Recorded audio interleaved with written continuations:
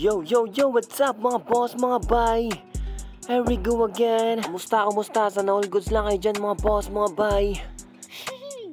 Unit for today, Yamaha Inmax V2. Brand new mga bossing. Kaso itsura nito mga bossing, mukhang hindi po brand new ano. At heto po yung itsura ng swirl niya mga boss. Mga 4 o 5 araw pa lang to sa owner mga boss, mga bay. At mamaya po ipapakita ko po yung itsura ng brand new mga bossing ah. Magugulat po kayo dahil kaming dalawa ni boss owner mga bossing, nagulat din po kami sa binaklas namin ano. At dito po yan sa may tail light niya mga bossing. Para sa akin mga boss, siguro sa pagdi-deliver po ito.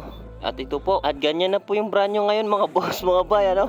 At hindi pa po yan mga boss, mga bay. Pati po mga tornilyo nito mga boss, kinilawang po. Hindi ko na lang po nabidyoan yun mga boss. At si boss owner nga pala mga bossing, nagulat lang din po sa pagbukas ko nito. So tapos na tayo magbaklas lahat mga boss, mga bay. Ito na lang po. At bago yan mga boss, simulan na po natin mag-degrame ano.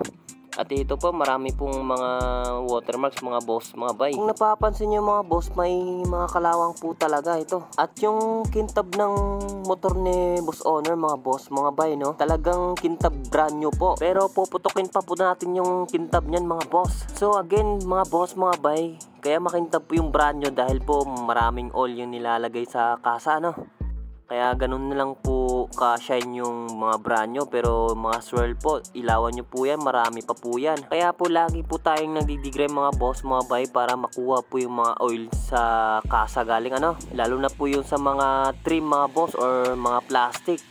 Yung black po kasi niyan, ang daming oil, kaya tinatanggal ko po sa chemical mga boss para pag apply po ng ceramic coating ay kakapit po yung ceramic coating sa plastic ano. So bago ko to ginawa mga boss, mga coming new year po itong unit ni bossing ano. So ngayon lang din po ako nakapag edit mga boss kasi maraming nakapilang tatapusin sa araw-araw mga boss. So may balik tayo mga boss, mga bay.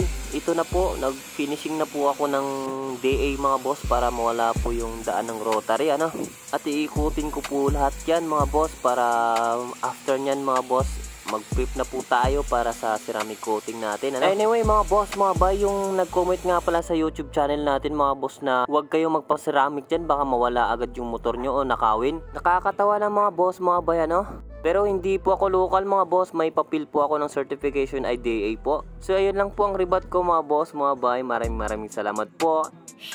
So dito na po tayo sa ceramic coating mga boss, mga bay. At ito po yung unang patong ng ceramic coating natin mga boss. Nasa 3 layers pa rin tayo sa ceramic coating mga boss, mga bay, at kasama po yung helmet ano. At may iba lang po ako saglit mga boss, mga bay, yung mga copyright po natin sa YouTube channel natin, dinilit ko po yun. Kaya po pasensya na po sa mga owner ng mga units na dinilit natin mga boss, mga bay ano. Pero nasa 3 unit lang po yun na delete ko po mga boss, mga bay, kasi po copyright po tayo doon, hindi po pwede yun. At magagalit po si YouTube ano. Hindi ko na po kasi ma-recover yung original na video nun mga boss, mga bay, kasi po may voice na po at may music na po kasi. So again mga boss, mga bay, hanggang dito na lang po ako. At sana more client pa rin tayo mga boss, mga bay, para may iba't ibang unit tayong ina-upload ano. At maraming salamat po. At hanggang sa muli nating pagkikita mga boss, mga bay. Paalam!